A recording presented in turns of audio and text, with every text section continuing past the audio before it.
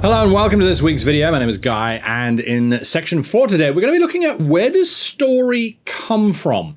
Where does story come from? And I'm not talking about the ideologies of how we tell stories. We're going to look at that in quite a lot of detail, but much later on. We don't have to worry about that just yet. I'm talking about the story that emerges when you are running a game. Now, last week I mentioned very briefly that story is emergent and it comes from all of the players sitting at the table. Now, you will also remember that I spoke about the fact that the GM is just one of those players. So you have multiple players sitting around this table and they are all telling a story. Collectively, the story is emerging out of those interactions. But how do those interactions work? Understanding how those interactions work become important to us as part of building ourselves. Remember, we're dealing with aspect 1, which is developing you yourself to empower yourself so that you are in a mindset, in a space that is open, receptive, and inspired. So when we talk about emergent story, one of the ideas is that you are role-playing as a GM. You only get to role-play the NPCs and the monsters. And I do separate them very specifically because later on you're going to see we handle them differently. Monsters are NPCs, but they have more and different things going on with them. So I like to think of them as separate entities when we talk about who is role-playing what. So the GM is role-playing these NPCs and monsters. The players are role-playing their characters. So the GM is role-playing a lot of different individuals. That goes without saying, and that's nothing groundbreaking or nothing new. When we add a goal to each of those entities, however, that's when we start to get story. How? A goal is something that the character wants to achieve, whether it is the PC, the NPC, or the monster. Now, the basics of storytelling tell us that we only get a story when this sentence is in motion. And that sentence is, someone wants something badly by a specific time and is having difficulty getting it.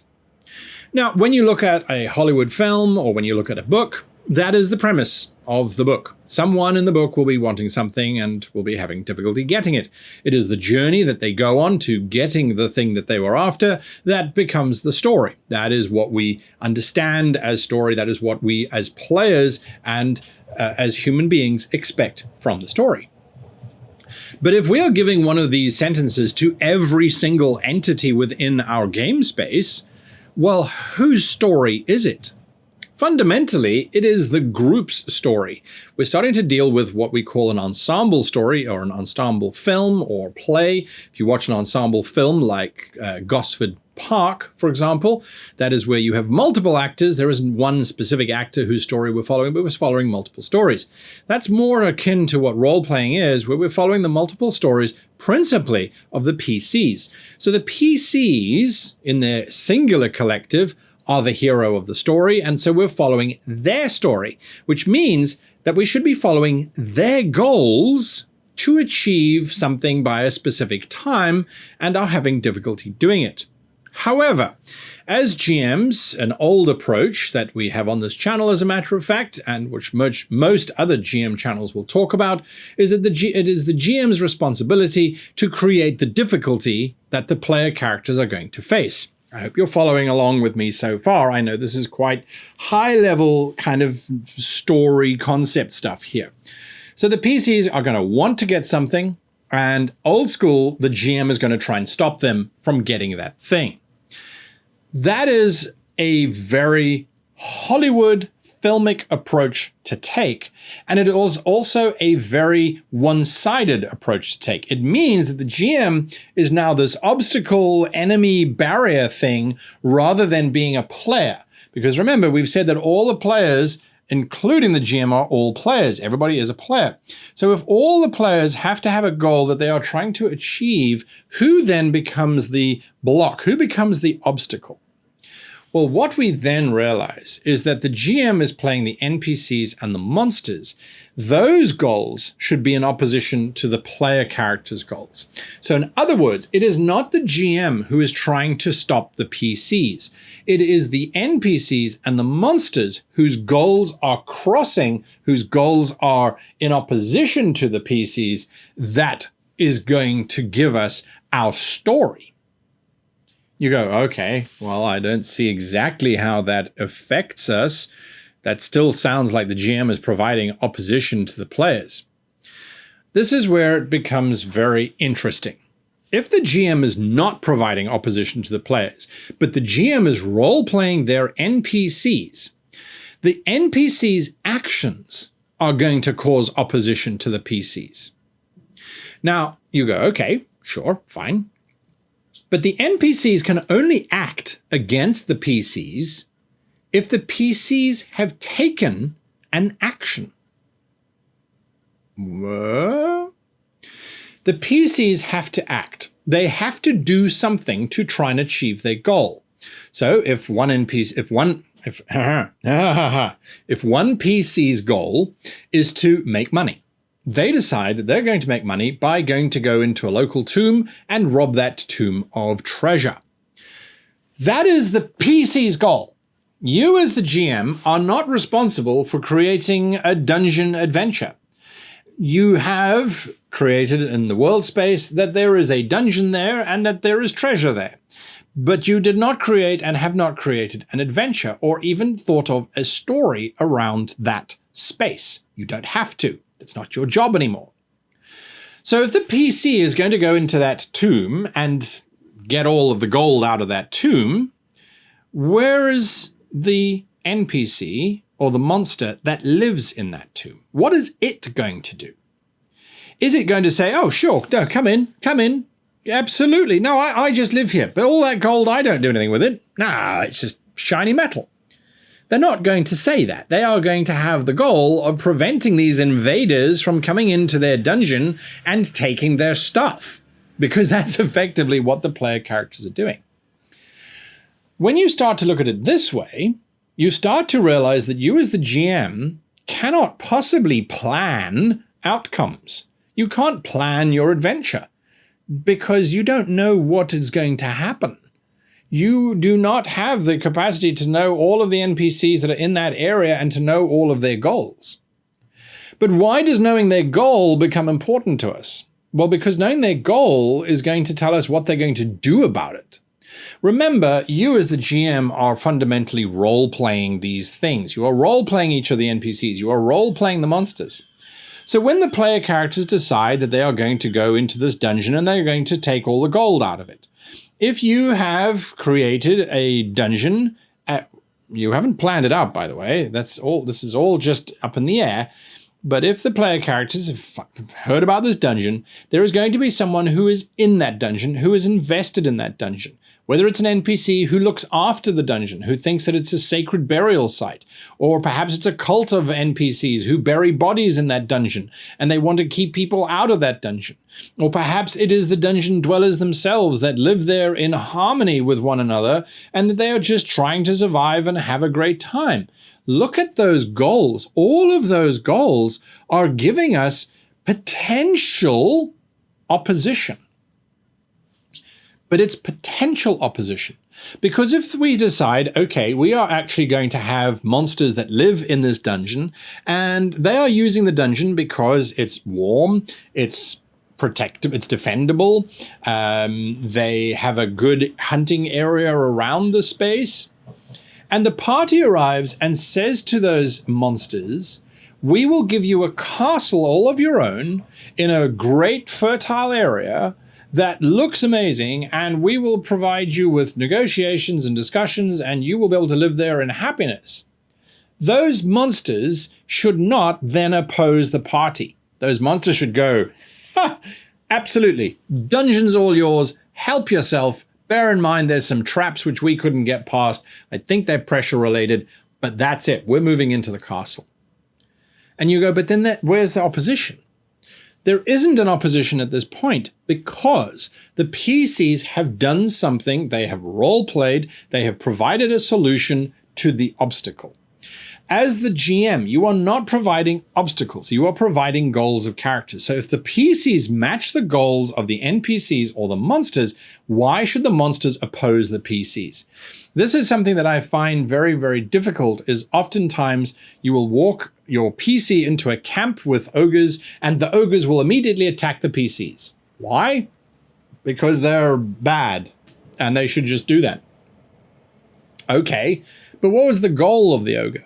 Well, if the ogre had a goal, and the goal was to, I don't know, weave a mat that day, and some PCs walk into camp, they're not going to immediately kill them. There might be some species enmity where the ogres hate the particular species that has walked into camp. That's something that's interesting, and that's a different goal. I hate that species, I will kill that species on sight because that species killed my mother 10 years ago. So I have this enmity. But the other ogres might not have the same species enmity, and they might go, you know what, actually, let's hold Frank back. We're going to go and sort this out quietly and peacefully and see what's going on. Because they look like they're pretty tough. That one's wearing dragon scale armor, which is terrifying because it means they must have killed a dragon or someone who did kill a dragon. Either way, they got some pretty cool armor, which means they're pretty tough. So let's think about this for a little bit. Remember that social contract that we spoke about a few weeks ago, where the monsters need to sometimes surrender or to try and live? That is a classic example. So what then starts to happen is when you are role-playing the NPCs and the monsters that are in that space, and you are looking at what the PCs are deciding to do and what they are enacting and how they are following their own plans, it starts to give you, as the GM, the opportunity to provide goals for your monsters, which makes them more realistic, which makes your whole world space feel as if it is alive and as if every creature in that space is a living, breathing entity rather than just a cardboard cutout monster that must be killed or defeated or overcome. Suddenly your game elevates from this space of everything is black and white to, hey, this is a living space. And if I go to that cult of worshippers who bury bodies in the dungeon and I offer them an alternative burial site, they're going to take that. But then the alternative burial site may just have a druid who doesn't like that. So the druid is now in opposition to the players because the druid's goal is preserving the sanctity of the area, not burying corpses in it. In other words, what is starting to happen is you as the GM are no longer creating opposition. You are looking at what is in the area, you are looking at what is available to you in the game, and you are asking, is what the player character's doing going to be okay with everybody that's in that space? If it is, story continues.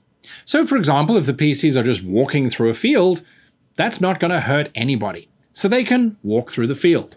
Alternatively, there might be a farmer who goes, actually, I don't like trespassers, and they might steal my chickens. I'm going to chase them out. Or I'm going to release the hellhound that I have raised as a pet to go and eat them because I think they have stolen my daughter or whatever. What this means is that collectively the story is emerging rather than the players discovering a pre-scripted idea or adventure that you have created. Because if you are responsible for creating the adventures, you are responsible for creating the story, then that means that if the story is dull or boring or miserable, it's your fault. Now, I'm not trying to shift blame as to who's responsible for what. What I'm trying to do is shift the burden. You no longer have to sit back and plan, well, this is a situation, that's a situation, this is an adventure, that's an adventure. You need to sit back and go, well, these are the NPCs that are in my space. Let's see what they do based on what the player characters do. So if you want to look at it as a very simple equation, the game of story is action and reaction. Someone takes an action and someone reacts to it. And their reaction becomes, for the next chain, the action, which will precipitate another action and another reaction and another action and another reaction to that. And it is the series of actions and reactions that lead us from point A to point B until such time as we get to the very last reaction, which prevents any further actions. And that prevention of any further actions is the end of the story. The prince and the princess live happily forever after. There are no more actions that can take place. As far as the narrative is concerned, we've got to the end. So with goals being our fundamental thing that we are using, once a character has achieved their goal, there is no more story. So if an NPC has the goal of preventing the party from getting into the dungeon, once the party has got into the dungeon and has got their stuff, the NPC's goal is over, the adventure is over, the party has won. The party's goal was to get gold, and they now get gold, they get gold, the goal is done, the story is done. So we're not having to think about all these kind of minutiae of how to tell a story and all that kind of stuff. That pressure is no longer on us. Now we realize it's going to happen provided that we role play all of the NPCs and the monsters in a way that makes sense, because they are following their goals just as much as our fellow players are role-playing their characters pursuing their goals. That, I think, is a big burden removed from you as a GM. You're not coming up with stuff. You are following goals, and you are expressing the goals of the creature or the NPC that you are embodying. I think it makes it a lot easier to now go, well, I don't have to plan what they're going to do. I will figure out what they're going to do based on what has happened to them, based on what the PCs have done. This is what this character is now going to do. I can think of it in terms of, that was their goal, this is now what's happened, how are they going to get back to their goal? So if they're constantly trying to get back to their goal until such time as they can no longer get that goal, that is where your story comes from. This was a big concept. So I understand that if you're sitting there going, I don't really get this, the notion of action and reaction, of everybody having a goal, and of the story emerging from goals and opposition, that's what you need to take away from this week's video. Massive thank you to all of my Patreons who support this channel and keep the lights running. Big thank you to you. I hope you enjoy your weekly podcast. And a big thank you, big thank you to you for watching all the way through until the very end. Until next week, I wish you and yours the very happiest of gaming.